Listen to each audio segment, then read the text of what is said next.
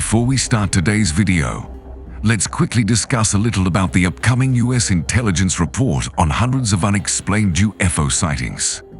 The upcoming probe into potential sightings of extraterrestrial life by the U.S. Intelligence Service has the whole world excited. But Congressman Tim Burchett reckons it will just be another cover-up.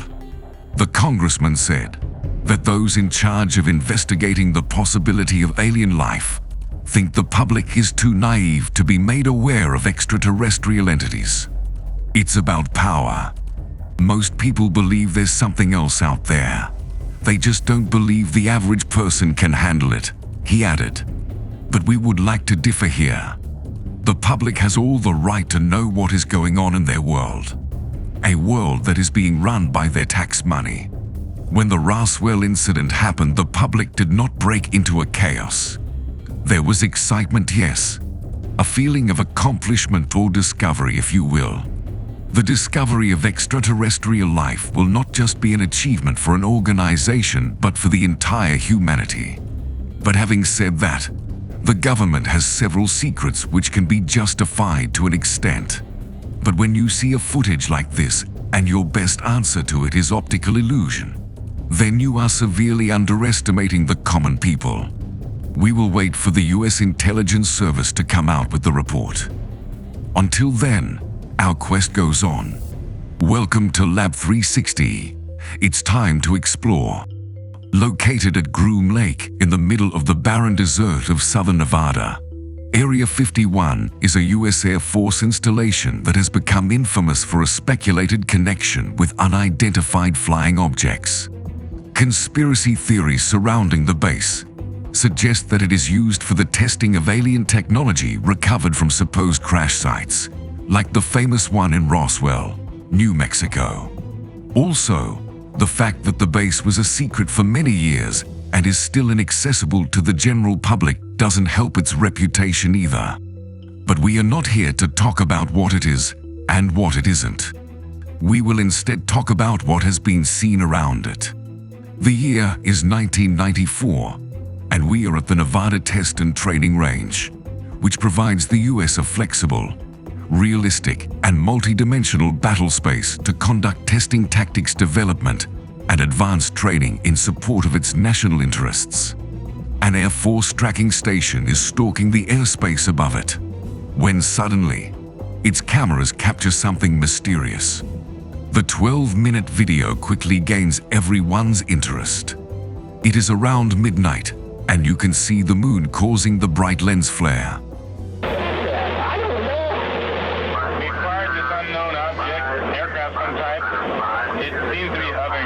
The craft appears to be of undefined shape, thermodynamics, and origin.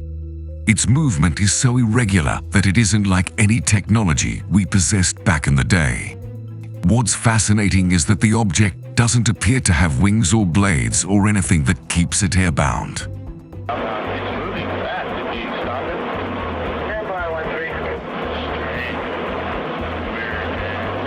Is it a weather balloon, a bird, or some technology from the United States adversaries? Normally, we would give it a thought, but let's not forget that this object is directly hovering above Area 51, one of the most guarded places on this planet. Nothing can fly over Area 51 as it has been recognized as a no-fly zone. So what is this object? And why did it take the officials by surprise? Let us know in the comments below while we move on to the next in the list. It's March 2004. The location, Campeche, Mexico. A Mexican surveillance plane is patrolling along the Gulf of Mexico conducting routine anti-drug trafficking vigilance, when its infrared camera captures something strange. 11 unidentified flying objects in the skies over southern Campeche. They appeared to be flying at an altitude of about 11,500 feet. When the jet stopped following the objects, they disappeared. A Defense Department spokesman confirmed later that the videotape was filmed by members of the Mexican Air Force. Till date, the Mexican government has not been able to crack the case. Well, that makes two of us. The next in the list gives me goosebumps. Not only because it disappears right in front of us, but also the way it leaves no trail behind. This one is from July 2019. U.S. military ships are conducting military exercises when suddenly they feel something monitoring them, something of unknown origin. Footage shows a dark spherical object flying over the ocean as seen through an infrared camera at night. The sphere appears to move rapidly across the screen before stopping and slowly easing down into the water. When the object appears to dive into the ocean. Whoa, splashed. Mark bearing and range. The footage was recorded off a monitor inside the USS Omaha's Combat Information Center, and a few military members can be heard remarking on the object in the video. There were at least 14 solid objects measuring about 2 meters wide, and they moved at varying speeds between 74 to 254 kilometers per hour, according to an intelligence briefing. The Pentagon has confirmed that the video is real and under review by the UAP task force. But what appears to be so strange about this incident is that the object splashed into the water and then disappeared. The US military immediately launched a submarine search of the area but found nothing. No wreckage found. None of the unknown craft were recovered. Whatever this is, it seems to have that one thing most of the UFO sightings have: the water connection. According to estimates, 75% of the UFO sightings happen near a water body. In one of our previous videos, we had explained that if these UFOs actually belong to aliens, then water might be the only common thing between us and them, and hence water makes the perfect hideout if someone was trying to not display their presence. That is because we have only explored 5% of our oceans. We know more about the Martian surface than we know about our aqua. And this footage that we are going to show you will blow your mind. Because not only is this the strangest UFO captured till date, but it also shows the unidentified object split into two in real time as they were getting recorded. August 2013. They're at massive speeds, zip through the ocean and split into two. The location, Aguadilla, Puerto Rico. The U.S. Customs and Border Patrol took off for a routine mission. Shortly afterwards, they saw a strange light coming towards them. Taken off guard, the pilot immediately turns on the thermal imaging camera. The $1 million camera mounted on the plane immediately picked up the culprit, a metallic sphere chafing the air as it moves at an incredible speed. Then, as if the plot playing itself a cliché, the object headed over to the ocean. Let's zoom in and get a clear understanding of what's going on in here. We can see here that the object splashes down and disappears under the water for a split second. And then, something bizarre happens. The object re-emerges, but it's split into two.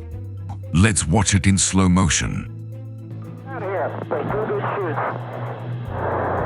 We're showing 2 good shoots in the air here from Munster. Roger that, I see the, I got splash, one splash. After staying in the air for some time, the object suddenly disappeared, never to be spotted again. When experts reviewed the footage, they found out that the thermal signatures of the object doesn't match with anything that we know of. Balloons, birds, drones, or even a man-made aircraft was ruled out due to the object's strange characteristics. Whatever it was, experts concluded it wasn't from any place here on Earth. Bizarre, right? We have seen a lot of UFO footages, but nothing like this one. Imagine an alien race that possesses such technology. What else are they capable of? And where does NASA stand in all of this? Well, just to let you all know, NASA isn't saying these mysterious sightings are evidence of extraterrestrial life. The point is that whatever the truth may be, scientists should be able to pursue it as rigorously as any other question without having their reputation or sanity questioned. It is time we let go of the taboo that is associated with reported UFO sightings. Because the more people talk about UAPs, scientists and military officials hope the closer we can get to explaining them and to mitigating any risk they might pose. What do you guys have to say? Drop in your comments below. And don't forget to subscribe to Lab 360, because together we will explore